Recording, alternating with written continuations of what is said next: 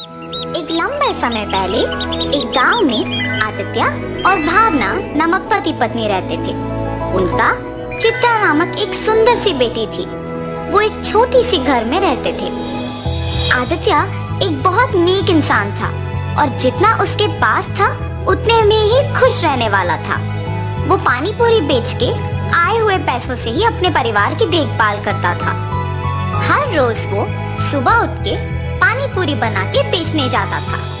पानी पूरी, स्वादिष्ट पानी पूरी। एक बार खाना काफी नहीं होता है, बार बार खाने का मन करता है। 10 रुपयों का एक प्लेट, आइए आइए। ऐसे पूरे गांव में जाते हुए बेचता था। उसके बनाए हुए पानी पूरी स्वादिष्ट रहने पर सभी लोग वहाँ खाना पसंद करते थे।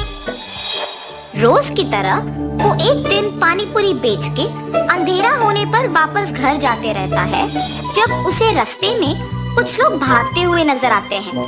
उसके पलक झपकते ही वो लोग गायब भी हो जाते हैं। कौन थे वो लोग? क्यों भाग रहे थे? और इतने में ही कहाँ गायब हो गए? ऐसे वो अपने आप में सोच रहा था जब उसे रास्ते के बगल में एक सूटकेस दिखाई देता है। ये किसका सूटकेस है?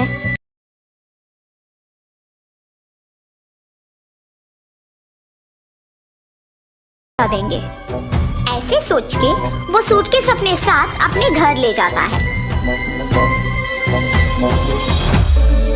आदित्य की पत्नी उस सूटकेस को देख पूछती है, ये किसका सूटकेस है जी?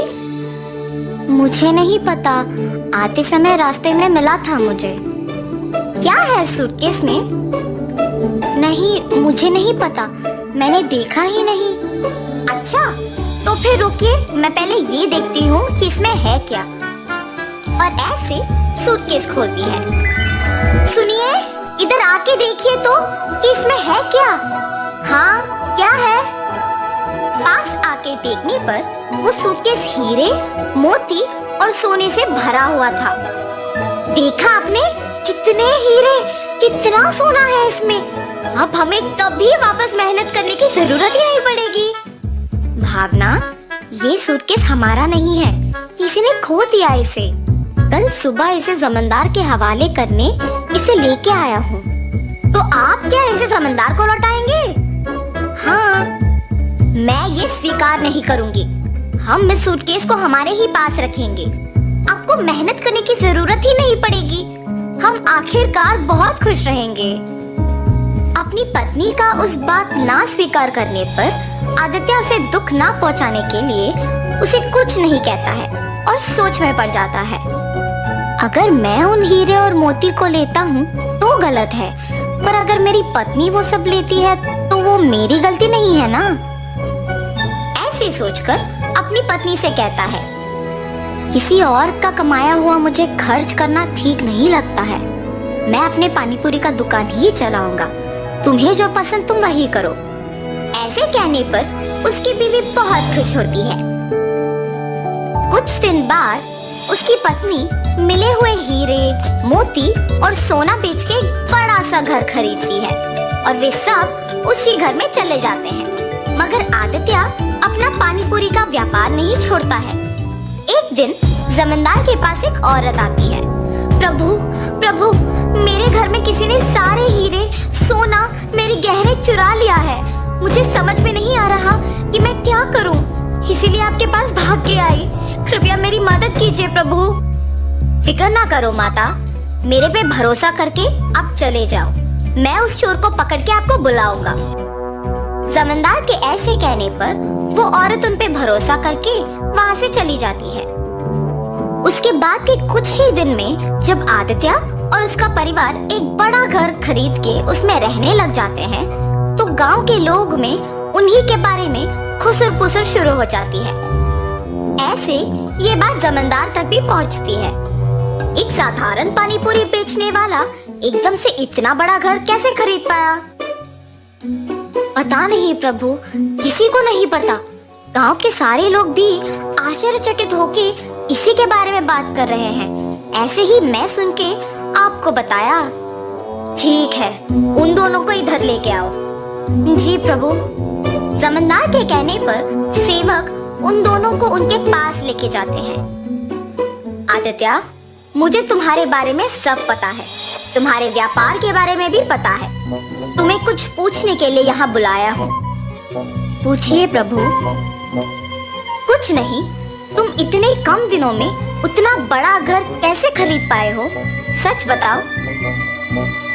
क्या ये पूछने के लिए जमींदार हमें यहाँ तक बुलाए हैं? मुझे ही बताना होगा कुछ, वरना मेरे पति सब सच बता देंगे। मेरे पति का कमाया हुआ पैसा हम बचा बचा के ये घर खरीद पाए हैं प्रभु। ऐसे हिम्मत से बोलती है ताकि किसी को शक ना आए।